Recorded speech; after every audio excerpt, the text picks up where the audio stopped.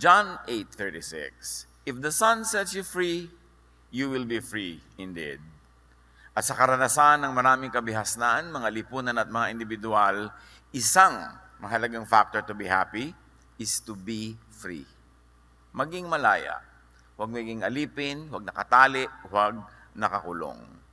Panginoon, salamat po sa kalayaan, salamat sa freedom, salamat sa liberty na sa inyo lang nagmumula. Turuan nyo kaming maunawa kung ano ang halaga nito at papel nito sa pagiging masaya sa buhay. Be our teacher, our preacher, our healer. We seek you, Father, in the name of your Son, Jesus.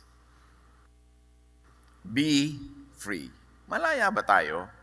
O gaano kalaya? Jesus died to set people free from many, many prisons, and one of that is from the Jewish religious law, which was the context of his earthly existence.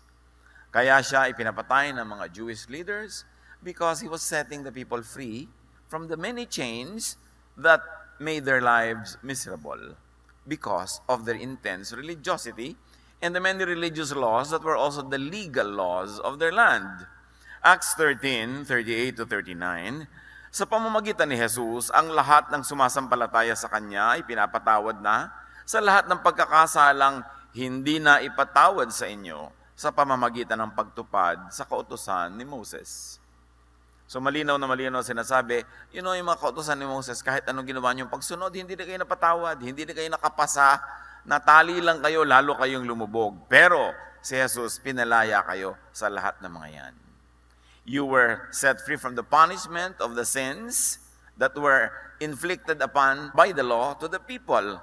Pero hindi lang yon, napakarami niyang kinancel, napakarami niyang ni-re-explain, reshape, recolor ng mga laws that made life a lot easier for the people. Galatians 5:6, for in Christ Jesus neither circumcision nor uncircumcision has any value. The only thing that counts is faith, expressing itself through love.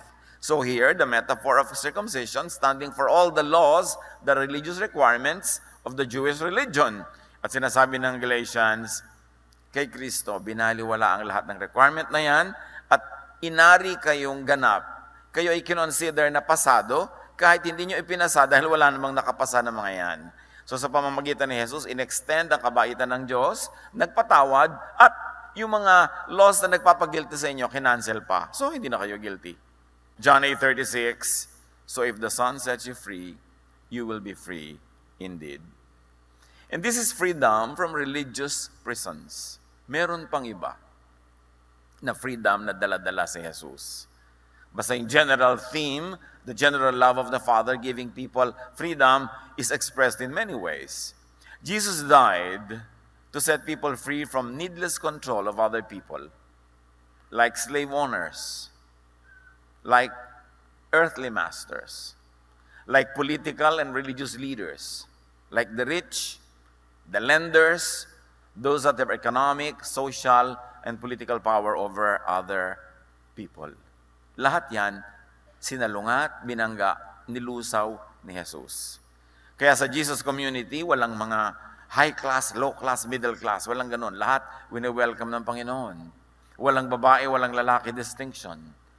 Wala siyang pinipili na Jewish ba o Gentile ba. Kasi pinalaya niya ang mga tao, hindi lang sa Jewish law, kundi sa lahat ng inimbento ng lipunan ng mga tao, ng mga systems that made the majority of the people slaves of the few.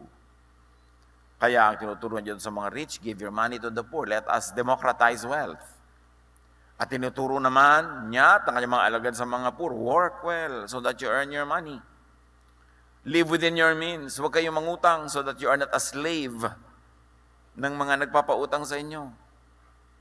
At sinabi niya, maging masunurin kayo sa gobyerno para hindi kayo maparusahan ng mga laws ng gobyernong ito. Kasi napaka-powerful ng government, may mga prison yan. So, be good citizens so that the power of the state will be used to protect you and not against you. At sa maraming mga naging tradisyon kasunod noon in the New Testament, we see the teachings of the apostles na yung mga masters, sinasabi niya, palayain nyo na yung mga slaves nyo. Kailangan magkaroon ng kalayaan ang mga tao. The teachings of Jesus is just not for the religious context, but for the life of the people and all the breadth and width and height and length and depth of that life. Kumpletong buhay. Luke 4:18-19, the Spirit of the Lord is on me, because He has anointed me to proclaim good news to the poor. He has sent me to proclaim freedom for the prisoners and recovery of sight for the blind, to set the oppressed free, to proclaim the year of the Lord's favor. Kaya ang mga pagpapagaling ng Panginoong Hesus, totoo, physical na pagpapagaling, pero symbolic din, metaphor, talinghaga. Yung bulag nakakakita, kasi ang pagkabulag, napakalaking prison. Yung nakakulong ka sa kadiliman, hindi ka makagalaw, hindi ka makakilos, wala ka makita, kulungan. Yung mga lumpo, pinalakad para hindi sila makulong sa kanilang mga higaan at mga, kung saan sila mapaupo, doon na lang sila maghapon kung hindi sila buhatin ng iba.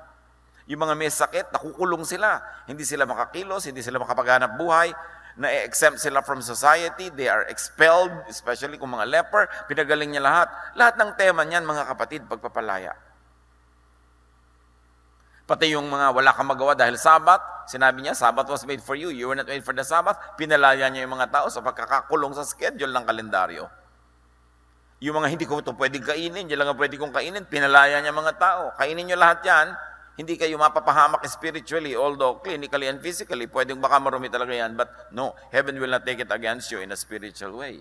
Puro pagpapalaya. This is the Jesus mission. And this should be the Christian mission, not just congregational conversion of people, not just religious membership, but for all people, whether they are inside or outside of your religious walls. It is the will of God through Jesus that people should be free. Pero parang walang nangyaring Jesus. Lahat pa ng mga oppressors na yun, nandito pa rin sa paligid natin. Oppressed na oppressed pa rin ang mga mayayaman na mahihirap. Oppressed na oppressed pa rin ang mga male ang maraming female. Oppressed na oppressed pa rin ang mga amo ang kanilang mga katulong, ang kanilang mga tauhan. Parang walang nangyaring Jesus. At ang nakakalungkot sa loob mismo ng Christian Church, patuloy ang ganitong mga pagkukulong at pagtatali sa mga tao. Babae ka, ito lang ang pwede mong ministry. O ganito ka, ganun. Maraming mga kulungan na naman. You want to be happy? You want the work of God through Jesus become effective in your life? Be free. Goal dapat ng tao to be free. Romans 8:1-2. Kaya nga, hindi nahahatulang maparusahan ang mga taong nakipag-isa na kay Kristo Jesus. Wala na ako sa kapangyarihan ng kasalanan at kamatayan sapagkat pinalaya na ako ng kapangyarihan ng Espiritong nagbibigay buhay sa pamamagitan ni Kristo Jesus. Again, there is a religious flavor to this kind of freedom. Kasi marami tumanggap na kay Jesus, naniniwala na kay Jesus, takot na takot pa rin, ay pag nagkasala ako, pupunta na naman ako sa hell. Nakakulong ka na naman sa issue of sin, sa issue of guilt. Balik na naman yung mga bawal kainin at hindi pwedeng kainin, anong dapat isuot, anong dapat at ganito. Balik sa pagkakakulong ng mga tao. Kaya ina-emphasize, malaya na ako sa kanyang mga bagay. I am free to do anything that is not harmful to others. And remember this, your freedom stops where the freedom of other people already begin. Hindi ko mo free ka, ay pwede mo nang guluhin lahat ng tao, agawan sila, nakawan sila. Kasi ang iyong mga karapatan, ang iyong mga kalayaan ay hanggang doon lang sa kung pwede ka na ngayong sumaklaw sa karapatan at kalayaan ng kapwa. You are free to do good, but not to do bad, especially bad things against other people. Ironically, the Christian church could and has become another chain and another prison. Suriin ang kasaysayan ng Christianity in the last 2,000 years, naging kulungan na naman siya. Ikinulong na naman ang mga babae sa ganitong role, ikinulong na naman ang mga mahihirap sa ganitong role, nagkaroon na ng mga amo, mga boss, mga bishops, mga kung ano mga leaders, bumalik lang ang lahat. Naging mas oppressive pa kasi ginagawa na sa pangalan ng Diyos, so wala na makakontra kahit oppressive na ang relihiyon. Therefore, you want to be happy, God wants you happy, don't only be free but stay free. Minsan, madaling lumaya. Magkaroon ka lang ng isang himagsikan, isang revolusyon, lumalaya ang isang bansa. But to stay free? No, they invent their own masters again. Yung mga pakaraming mga bansa sa South America, tinatawag nilang Banana Republic kasi maraming saging doon. Pero kasi nagpalaya sila sa mga sarili nila against the former colonizers, pero they have their homegrown dictators. So, ganun din naman ang ending. Hindi rin sila naging free, sandali lang. Napaka-importante na unuunawa natin that to want to be free, to set yourself free, and to set others free is a godly project. Yan ang gusto ng Diyos para sa atin. Hindi yung turo ng relihiyon, magdusa ka na anak, magtiis ka anak, meron kang premyo sa langit. Yan ang mga pang-uto, panghikayat, panghipnotismo ng relihiyon para payagan mo na itali ka, payagan mo na huthutan ka, payagan mo na alilain ka na naman, yun na nga ang nilabanan ni Jesus. Galatians 5:1, it is for freedom that Christ has set us free. Stand firm then and do not let yourselves be burdened again by a yoke of slavery. Slavery to any political, economic, religious, social, personal, cultural institutions, even personal ties. Kaya sa Luke 9:59-60, isang hiwaga ito sa maraming nag-aaral ng Bible. Jesus said to the man, "Follow me." But he replied, "Lord, first let me go bury my father." Jesus said to him, "Let the dead bury their own dead. But you go, proclaim the kingdom of God." Sabi niyo ba, anong kalapastanganan nito? Bakit ililibing lang naman niya yung tatay niya, hindi pa pinayagan ni Jesus? A few days na lang yun. Hindi lang yun ang nakataya dito. Nakataya dito yung buong metaphor ng taong pagkakaalipin niya sa kanyang pamilya. And really, the family could be an oppressor. Hindi ka makapag-asa-asawa dahil ang dami-dami mo naging responsibilidad sa iyong mga pamangkin. Hindi ba prison yan? Hindi ka makagawa ng mga gusto mong gawin dahil ayaw ng mga matatanda sa inyo na itong pag-aralan mo. Kailangan ito. Napakaraming oppression sa loob ng family at napakaraming nating tradisyon na napaka-oppressive. Tulad yan, paglilibing. May ipinapagawa na sa kanya si Jesus, lumakad ka na, declare the kingdom of God, gaano katagal pa bago matapos ang libing? So, nakatali siya sa ganung tradisyon. Tayo man, nakatali sa napakaraming tradisyon. Tradisyon ng pamamasko. Kahit wala ka ng pera, mangungutang ka para may pamasko. Hindi ba nakakakadena yung tradisyon na yan? Nakakatanggal ng ating mga kalayaan? Marami tayong mga gustong gawin na hindi natin magawa because it's against the tradition of our town or against the tradition of our family. But the Lord gives a lot of premium to individual and personal freedom. At kitang-kita dito sa sinabi niya, hayaan mo na yung mga dead ang magbury ng kanilang dead. Ikaw alive, you're spiritually alive, go and preach the kingdom. Dahil maraming nakataya na kaluluwa na kailangan maligtas na sila. Pero huwag mong hayaan ang ganyan mga sentimiento, ang ganyan mga drama, ang makapigil sa iyong spiritual development. Marami tayong mga isinasaalang-alang, kaya buong buhay para tayong alipin ng iba. Ano kaya, hindi ko ito maisuot, mapapagalitan ako ni ganun. Hindi ko yun magawa kasi ganun. Hindi ko maibig ang gusto kong ibigin kasi may kontra akong tiya. Ang daming kumokontrol sa buhay natin, parang hindi nangyari si Jesus. In fact, ginagawa pa nga si Jesus sa panakot. Magagalit ang Diyos, huwag kang sasaya. Magagalit ang Diyos, huwag mong gawin yan. Diyos pa ang ipinang sasangga sa mga sariling impositions ng kapwa. So be free, stay free, and if you're faithful to God, set others free. Kung ikaw yung may kapangyarihan, ikaw yung may pera, ikaw yung mayaman, ikaw yung may influensya, ikaw yung may tinig, set others free. That is high religion. 2 Corinthians 3:17, now the Lord is the Spirit, and where the Spirit of the Lord is, there is freedom. O may freedom nga ba? Sa mga churches, hindi natin pwedeng kantahin yan. Hindi natin pwedeng gamitin ng ganyang instrument. Hindi natin pwedeng gamitin. Ang daming hindi pwede. Sabi, when the Spirit of the Lord is there, there is freedom. This is freedom to do good. Not freedom to do bad, but to do good. Pero marami namang good, minamasama Kasi merong nang kokontrol at gusto niyang siya lang ang masunod. John 13:35, if you love each other, everyone will know that you are my disciples. So paano nalalaman kung ikay tagasunod ni Jesus? Hindi kung anong version ng Bible ang ginagamit mo, hindi kung anong sekta o relihiyon ka, kundi kung maibigin ka. Mas generic, hindi branded religion. Maibigin ka, edi sumusunod ka kay Jesus. At sa John 14:12, sabi ni Jesus, very truly I tell you, whoever believes in me will do the works I have been doing. And what has Jesus been doing? Setting people free and loving people.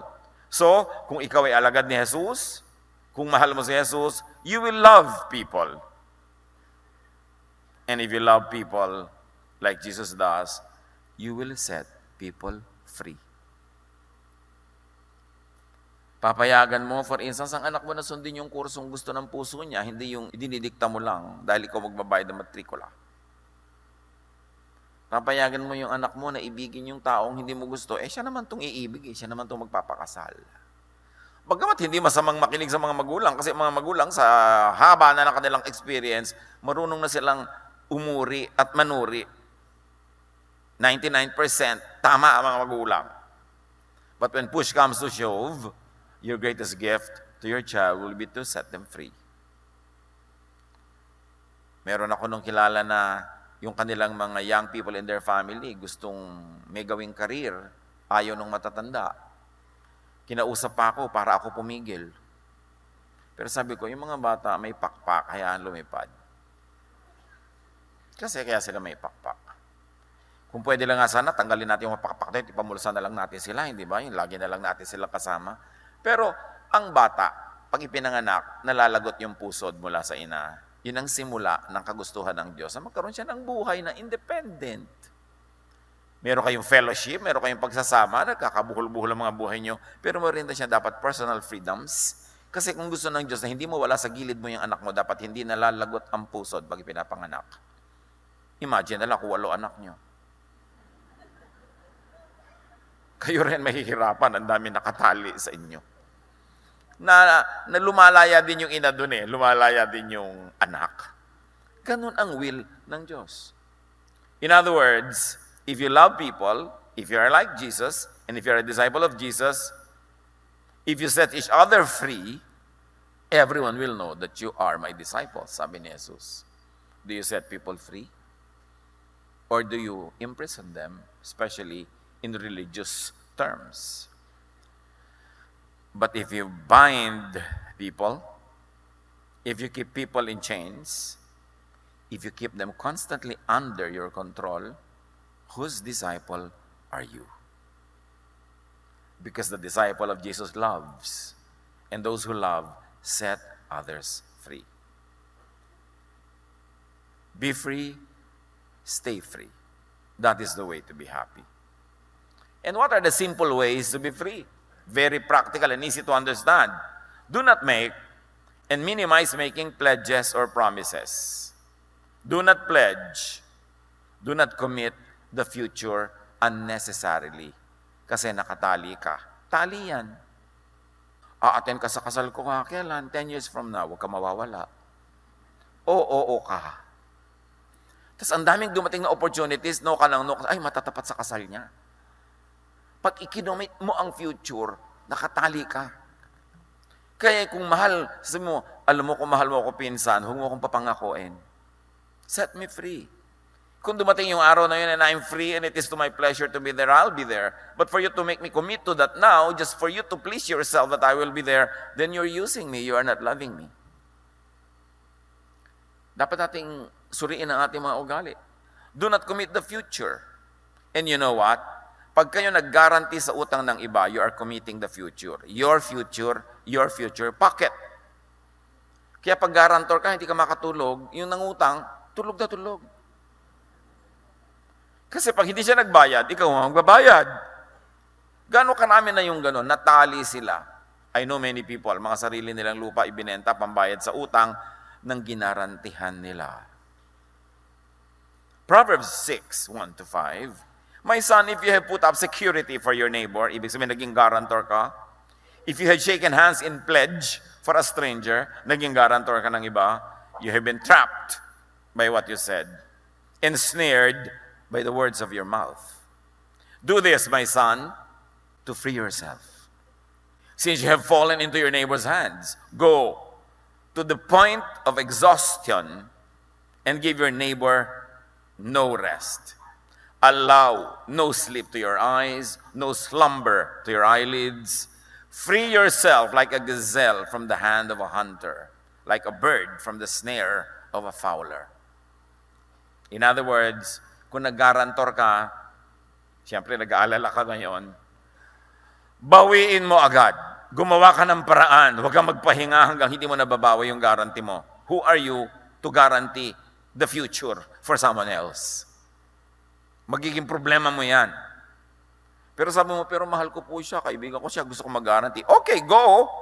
Pero tanggapin mo yung fact na ikaw ang nakatali at ikaw ang magbabayad yan pag hindi siya nakabayad. And if you can sleep with that, then go ahead. Ang Bible na nagsasabi. Kaya kung may mga humihiling sa inyo mga kapatid, ay, guarantee mo naman ako. Kapatid, sabi mo, nabasa mo na ba yung Proverbs 6? Verses 1 to 5. Hala, basa. Kasi Bible na ang may sabi. Proverbs 22, 26 to 27, do not be the one who shakes hands in pledge or puts up security for debts.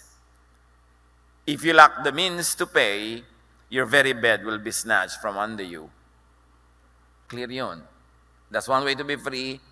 Huwag kayong mag-guarantee ng utang na may utang. Pero kung gusto nyo talagang mag-guarantee, tanggapin nyo from day one that there's a 99% possibility na kayo magbabayad. And if you can sleep with that, then go ahead.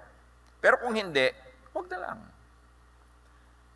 To be free, do not join organizations that make you pledge allegiance or a conditional submission. Nakita niyo napakarami mga fraternity, napapahamak yung ibang member kasi nagpe-pledge sila ng allegiance kahit anong pinagagagawa nila, kabulastugan, lahat sasali. Yung mga kung ano-ano mga society sa mga sumpa-sumpa pa sa dilim, may mga kandi-kandila at bungo-bungo, liba na lang katipunan. Kasi mapapahamak kayo. 1 Corinthians 6:12, I will not be mastered by anything. Magiging amo ko ba yan? Huwag na lang. Sasali ako dyan? Huwag na lang. Kasi magiging amo ko kayo, dadami amo ko. Do not swear. Promise. Say simply yes or no. Para huwag nyo masyado ibaon ang inyong sarili. James 5:12, above all, do not swear. All you need to say is a simple yes or no. Mas madali-daling bawiin yon kasi may kasama pang sumpa. Matthew 5:34, but I tell you, when you make a promise, don't try to make it stronger with a vow. So, importante yan.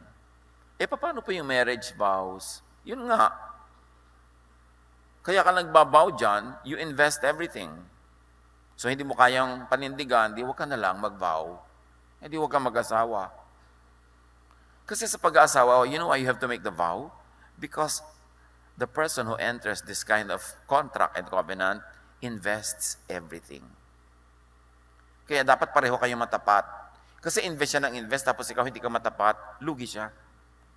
Kaya napaka-importante ng vow na yon. Now, do not be quick to make a pledge or a promise. Lalo sa bata, mangangako kayo. O sige, sa birthday mo, lalabas tayo para kumain. Alam nyo, kahit lumindol ng magnitude 10, birthday niya, kailangan lumabas kayo. Kasi hindi niya kayo titigilan. Kasi nangako kayo. So kailangan may mga, anak, pagka ganito, pagka ganun, gagawin natin. Kasi napakahirap din to pa rin yung mga pangako. At saka pagka merong naghihingalo, alam nyo, papangakuin kayo na alagaan lahat ng pamangkin nyo, mga kapatid. Hayaan nyo na muna mag-pass bago kayo dumating. Nagawa ko na yan. Alam na alam ko, papapangakuin ako nito, pero alam ko talagang malapit na. Yung talagang ilang seconds na lang na nalagutan ng hininga doon ako dumating. Bakit ako pupunta doon, tapos mangangako ako? Mahirap yata yun. No? So do not make a pledge or a promise. Ecclesiastes 5:5, it is better not to make a vow than to make one and not fulfill it. Huwag pangako ng pangako. Yung iba, just to get out of a tight place, mangangako kayo, pero ang laki ng tightness na ikinomit ninyo, mas mahirap pa. So kung talaga magnono kayo, magno na kayo ngayon. Hindi pinipilit ka na isang tao mag-yes, para matigil na lang siya, mag-yes ka, pero alam mo magiging no yun. Ang daming araw, linggo, buwan, napaplanuhin mo kung paano ka lalabas doon sa sinabi mong yes na yon. So ngayon na, magno ka na. Magtatampo po, di ngayon na, kaysa pag hindi ka sumipot later, magtatampo rin yan, agahan mo na. Malaya ka pa. Huwag ka masyadong takot na takot sa opinion ng iba, baka magtampo, baka magalit. Kung magtatampo ka dahil humihinga ako, di magtampo ka. Alaga namang hindi ako huminga dahil magtatampo ka. I'm free. The Lord says me free. Hindi mo kailangan yung buhay ko gawing props para sa kaligayahan mo. Ngayon, kung yung kaligayahan mo rin, then we can walk together. But the Bible says, do two people walk together when they do not agree? The answer is no. They don't walk together when they don't agree. That's how you stay free. Don't be afraid to walk alone. Don't be afraid to be alone at times. Kesa may kasama ka nga, muchacha ka naman niya. Mabuti pa, wala ka nalang kasama. 1 Timothy 5:11-13. As for younger widows, do not put them on the list of beneficiaries that had responsibilities at that time. For when their sensual desires overcome their dedication to Christ, they want to marry. Thus, they bring judgment on themselves because they have broken their first pledge. So apparently, nung first century church, yung mga widow, lalo young widows, inililista nila as young widows, nagiging member sila ng very exclusive group, sinusuportahan sila ng church, pinapakain sila, pero may mga kapalit yun, mga responsibility. Pero sabi nitong si Pablo, yung mga batang-bata pa mga byuda, huwag nyo nang isali dyan kasi, siyempre, kakarengkeng pa yan, mag-aasawa pa yan. So, ang gagawin ninyo, itinali nyo sila sa responsibility, tapos tatalikuran lang nila yon, tapos magagalit tayo sa kanila, huwag na lang. Huwag nyo na silang isali para free sila. Huwag nyo silang ipasubo. Huwag nyo silang ilagay sa conflict at kahihiyan later. Di ba? Magpe-pledge ka kung ano-ano mga pledge dahil sa relihiyon, tapos hindi mo naman matutupad, ititiwalag ka rin, magagalit sila sa iyo, mapapahiya ka, huwag ka na lang mag-pledge. Sabihin mo na lang, let's see. Kesa sabihin mong yes. One of the best ways to stay free is to never say yes at once. Lalo may power ka, may humihiling, sabihin mo, I shall see. Ganyan daw si King Louis XIV of France. Ang dami-dami niyang friends na humihingi ng favor. Wala siya sinasagot ng yes agad. Sinasabi niya, I shall see. Para mapag-isip-isipan pa niya. At sabi ng isa daw, I thought you were my friend. At sabi ng hari, the king has no friend. Hindi ibig sabihin na mayabang yung king. Ibig sabihin, I am responsible to all. I cannot be friendly to anybody at the expense of the whole citizenry of the kingdom. Sabi niya, a person of responsibility cannot have many friends because he or she will prostitute the position for the sake of the friend. So pag tumanggap ka rin ng responsibility, tanggapin mo yan na you will not keep many friends because you become friend of the whole nation or the whole company or the whole group. May pananagutan ng power. Itatali ka rin ng power kasi marami kang pananagutan. Remember this, to be happy and stay happy. Do not say a big no when you're feeling bad. Pag galit ka, masama ang iyong pakiramdam, mukhang malungkot, mukhang walang perang darating, do not say a big no. Kasi commitment din yun. Baka mapasubo ka at magsisi. Because usually, when you're in a bad mood, your tendency is to say no. So you say, I shall see. Later, not now.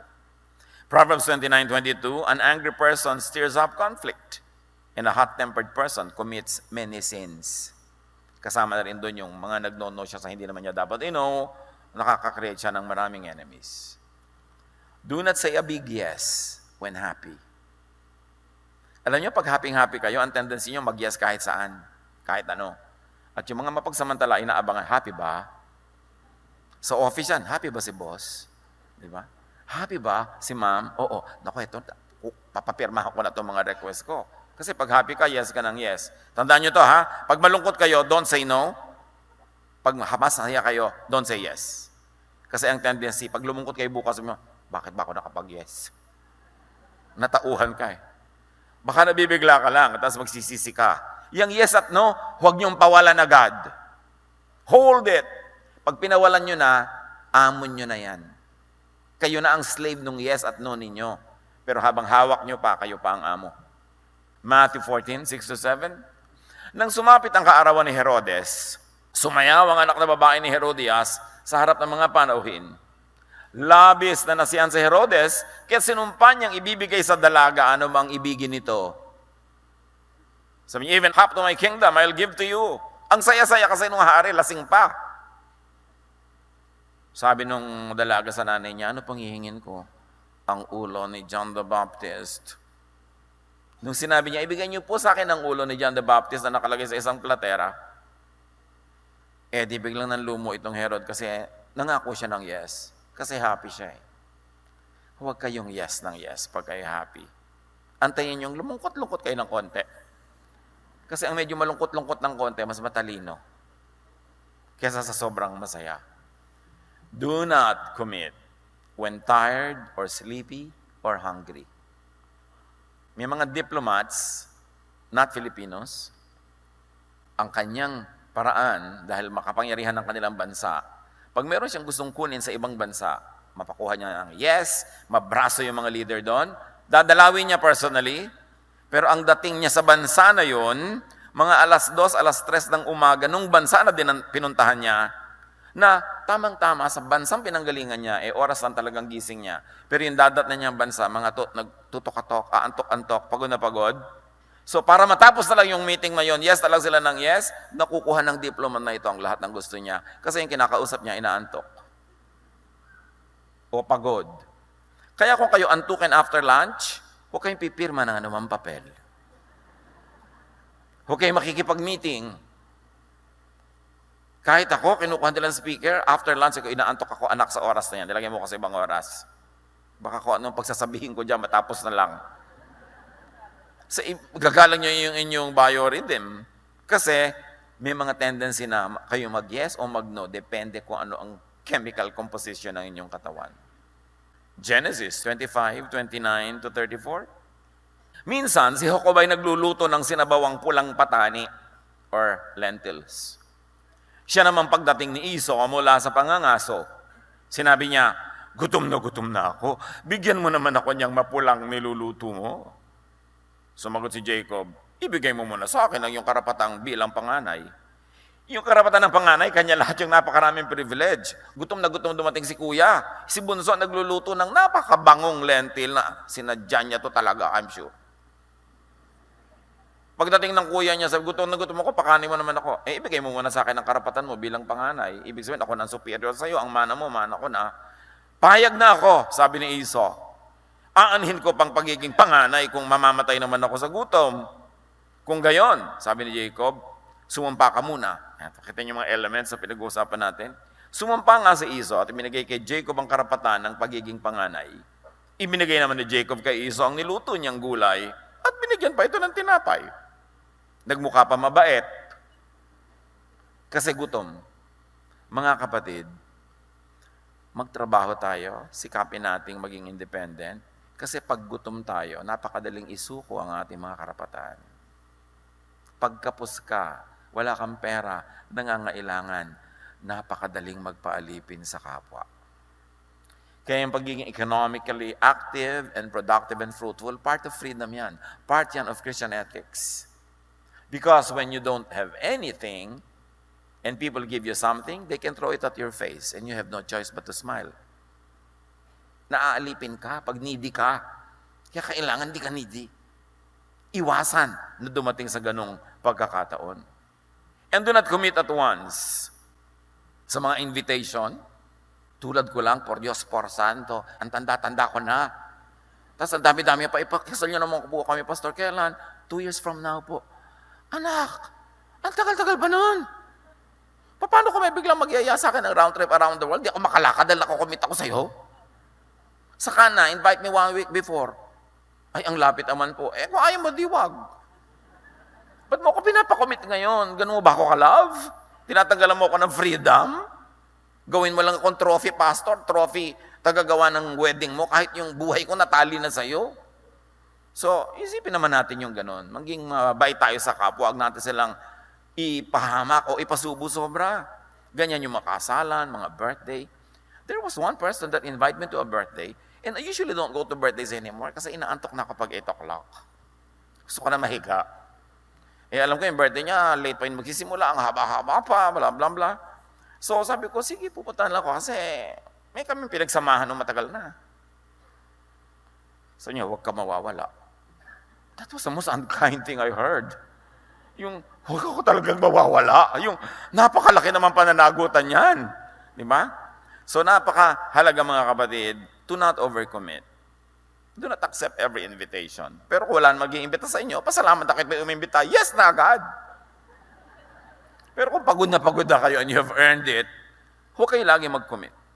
Mga events. Ang dami mga event. Birthday, minsan ko lang pong birthday yan. Oo nga, iha, minsan mo lang birthday, pero merong 5,000 tao sa church. Minsan din sila nagbe-birthday a year. Kung lahat yan pupuntahan mo, di naubos na yung buong buhay ko, ka-attend ng ganyan. So mahal mo ko, ganito dapat ang invitation. We love you, we like to invite you, and we will be glad if you could come. But if you could not, that's fine. And even if you commit to come, you may be late. Or na what, tinamad ka, di wag kang pumunta. That's how much we love you. Ganun dapat ang invitation. I'll accept all those kind of invitations. Pero yung huwag na huwag kayo mawawala. Naman. Diba? Ecclesiastes 5:6, do not let your mouth lead you into sin, and do not protest to the temple messenger, my vow was a mistake. So you see, yung mga spiritually high, huwag din kayong laging pledge ng pledge. Kaya ako hindi nagpapa-pledge sa church. Yung pledge, ito gastos, ito yung pledge kayo. Pero siyempre, magme-message ka muna nung makabagbag damdamin, yung nakakagilting tanggihan, tapos ipapas mo yung mga pledge cards.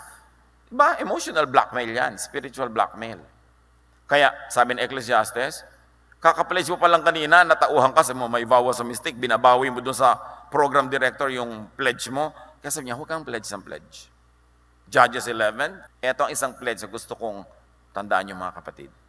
Sumumpa si Jephthah kay Yahweh ng ganito, kapag pinagtagumpay ninyo ako laban sa mga Amonita, susunugin ko bilang handog sa inyo ang unang lalabas sa aking bahay at sasalubong sa akin pag-uwi ko. Ugali ng maraming hayop, pag dumadating yung kanilang amo, nagtatakbuhan sa pag-greet. At sabi ni Jephthah, Lord, papanalunin niyo lang sa giyerang ito. Ang mauna sa takbuhan na ito na sumalubong sa akin, susunugin ko bilang handog. Gusto niyo ba yung ganong pledge?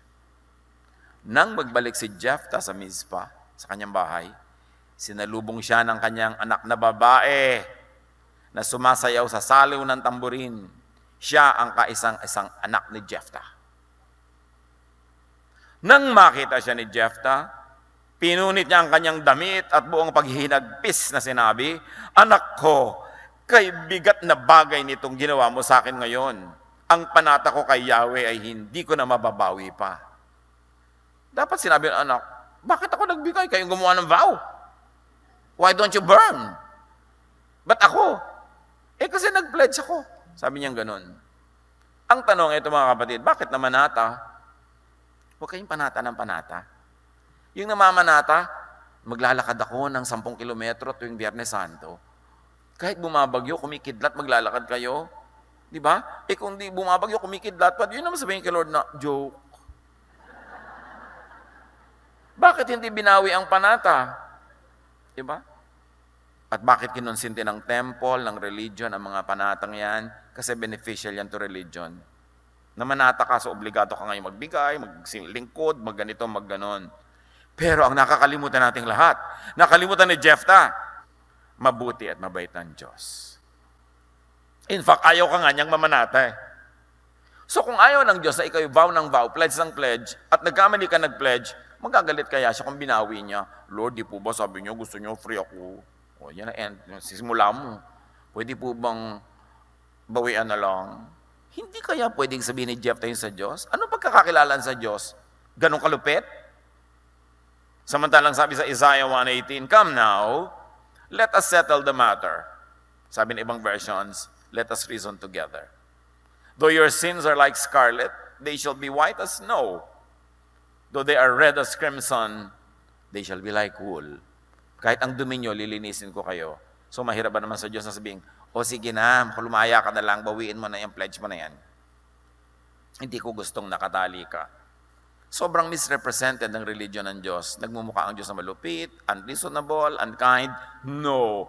God is so kind, and He was so bored and angry with the way religion has been misrepresenting Him that He sent His Son, Jesus, to give us the true image of the invisible God. And the God that Jesus presents is a God that's loving, kind, forgiving, accommodating, accepting. Do not commit until you have heard the counsel of a contra. Alam niyo sa buhay natin, may mga kontrabida, di ba? Yung nagsashopping kayo, gustong-gusto mo, kailangan mo ba yan? Bibitawan mo tuloy itong binibili mo. So, pero sa mga, sale. Sale nga, pero kailangan mo ba? So, end ka ngayon uwi na wala kang dala. Malaki ang ministry ng mga kontra. Kasi kung minsan sa ating mga kabaliwan, sila ang nagbibigay sa atin ng katinuan. Huwag kayong gagawa ng malaking desisyon na hindi kayo nakakakonsulta sa mga kontrabida. So text mo na, huy, kontra, halika nga, magkape tayo. Pakinig ng mga ideya mo na nakakasira ng loob. Di ba? Kaya ang kasama nyo lagi, sulsol. Pero pag gusto nyo talagang bibili nyo, ang isama nyo ay sulsol para matuloy. Pero kung nalilito kayo, alam nyo mahalagang decision to, listen to the contrast. Proverbs 15:22, plans fail for lack of counsel, but with many advisors, they succeed. Which ibig sabihin din, pag hihingin mo pa yung counsel ng iba, you take time. Nasunod din yung gusto natin na huwag kang mag-decide agad. Kasi naiiba ka pag dumadaan ng minuto, oras, araw. So, hayaan mo muna mag-settle down. Yung tunay mong damdamin, huwag kang magpadala sa bugso, sa silakbo ng damdamin. Kaya ang sabi ng matatanda, nung araw na naglalakad pang nakayapak ang mga tao at nakakatapak ng mga tinik, ang naglalakad ng marahan, kung matinik ay mababaw. Ang naglalakad ng matulin, kung matinik ay malalim. Tama, pag nagmamadali ka, mas malaki ang damage. Proverbs 20:25, it is a trap to dedicate something rashly and only later to consider one's vows. Yung vow na naman na yan. Yung nag-vow ka of celibacy, kaya mo talaga? Yung nag-vow ka ng ganito? Yung 12 anyos ka pa lang, nag-vow ka of eternal virginity, kaya mo? Puro vow. Mga religious vows yan eh. Kaya marami mga tao tuloy, sa kanyang sobrang relihiyon sa buhay, kailangan ng psychiatrist. Kailangan ng counsel. Kasi masyadong nasusuppress. Masyadong nire-repress ang mga tao. So, importante, don't be in a hurry before you make a vow, before you make a decision, before you commit. Pag meron kayong commitment, lagi may escape clause. Yung if ganito ang nangyari, hindi na matutuloy yung commitment. Laging may escape clause. Every good general has a good escape route. Hindi pwedeng wala kang retreat route kung magaling kang general. Makukupot ka, makukorner ka, wala kang aatrasan. Ephesians 5:17, don't act thoughtlessly, but understand what the Lord wants you to do. Mag-isip. Take your time. Pag galit na galit ka, huwag ka rin magbibigay ng desisyon. Take your time. Pag kalmado ka, hindi ka extremely happy or sad, hindi ka extremely alone or with so many people, nasa gitna ka lang, wala ka sa extreme, that's when you are wisest. Sabi ni Solomon, a person who fears God will avoid all extremes. So when you are in an extreme condition, do not commit yourself. Be free as much as possible. Stay free. Set others free. Let others be free. This is how you will have a happy life. This is God's will for you. Panginoon, salamat po na napakabait nyo, na ayaw nyo kami matali. Turuan nyo kami na makita ang mga tali, lalo yung mga invisible, na pumipigil pala para kami sumaya, lumaya, at maging mabunga. And teach us also to review our own selfishnesses na nagtatali ka namin ng iba for our own convenience. Lord, teach us to be like your Son, Jesus. Pagbulay-bulayan sumandali, ang napakahalagang mensahe ng Diyos tungkol sa kalayaan na ito.